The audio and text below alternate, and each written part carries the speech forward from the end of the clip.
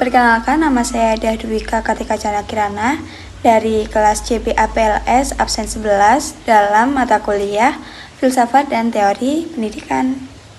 Nah, di bab 2 ini kita akan membahas tentang karakteristik filsafat. Dalam pendahuluan ini menggambarkan filsafat sebagai disiplin ilmu yang berakar pada usaha manusia untuk memahami dunia menggunakan akal. Dimulai sejak abad ke-6 oleh bangsa Yunani, filsafat bukan hanya berfokus pada pertanyaan tentang dunia, tetapi juga pada pemahaman tentang bagaimana seseorang seharusnya menjalani hidup sebagaimana yang diajarkan oleh Socrates. Filsafat memiliki hubungan yang erat dengan ilmu pengetahuan meskipun tidak dianggap sebagai ilmu itu sendiri. Banyak cabang ilmu yang pada awalnya merupakan bagian dari filsafat, namun seiring waktu berkembang menjadi ilmu mandiri. Filsafat tidak lahir di tengah kemapanan, melainkan muncul di tengah gejolak sosial yang menginginkan perubahan dan pembaruan terhadap status quo. Dalam sifat filsafat ilmu, pada abad ke-20, pengaruh empirisme dan positivisme menyebabkan beberapa filsuf membatasi filsafat pada analisis linguistik dan logis. Namun, filsafat yang sejati seharusnya tidak hanya berhenti pada itu, melainkan harus menghadapi masalah nyata yang dihadapi umat manusia. Filsafat juga berfokus pada pengembangan potensi diri, kesadaran diri, dan pencapaian kebaikan tertinggi dalam hidup.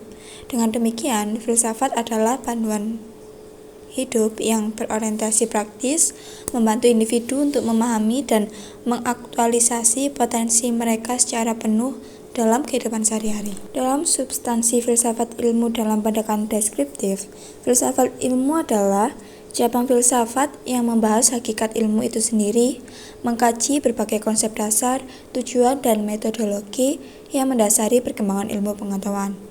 Bidang kajian ini sangat luas karena berkaitan dengan permasalahan yang bersifat mendasar atau radikal. Menurut Ismaun 2001, ada 4 substansi utama dalam filsafat ilmu yang berhubungan erat dengan cara kita memahami ilmu dan pengetahuan, yaitu yang pertama ada fakta atau kenyataan. Fakta atau kenyataan dalam filsafat ilmu ini memiliki pengertian yang beragam tergantung sudut pandang filosofi yang digunakan. Dari pandangan positivistik, kenyataan dianggap sebagai suatu yang dapat diuji dan dibuktikan melalui pengalaman sensorik yang saling berkaitan. Sementara itu, dalam pandangan fenomenologik, kenyataan dapat dilihat baik melalui korespondensi antara ide dan fenomena, maupun dari kesesuaian antara fenomena dan sistem nilai moral. Yang kedua yaitu ada kebenaran.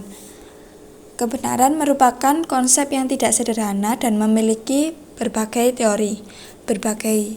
Beberapa teori yang terkenal adalah teori koherensi, korespondensi, dan pragmatik. Teori koherensi menganggap bahwa kebenaran terletak pada keharmonisan antara berbagai elemen dalam suatu sistem. Sementara teori korespondensi berfokus pada kecocokan antara fakta yang ada dengan kenyataan yang terjadi. Sementara teori pragmatik menilai kebenaran berdasarkan kegunaan praktisnya, yakni apa yang benar dan yang dapat diaplikasikan dan memberikan hasil nyata. Nah, yang poin ketiga ada konfirmasi. Ilmu memiliki fungsi untuk menjelaskan, memprediksi, dan memberi makna terhadap fenomena yang ada.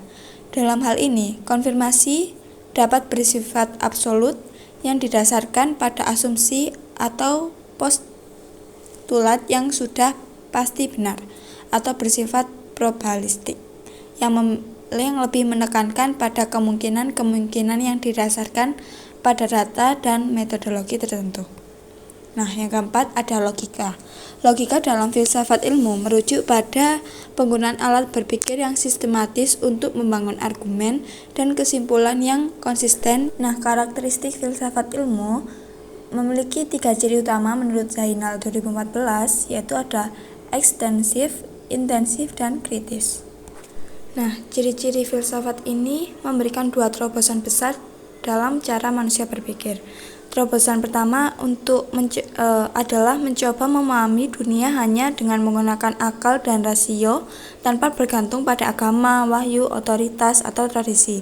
Dan di terobosan kedua adalah perkembangan cara berpikir yang lebih mendalam, kritis, dan konsisten yang dikenal dengan istilah pemikiran rasional. Pemikiran ini menjadi dasar bagi cara berpikir filsafat yang membedakannya dari ilmu-ilmu lain. Sekian pemaparan tentang karakteristik filsafat. Terima kasih. Wassalamualaikum warahmatullahi wabarakatuh.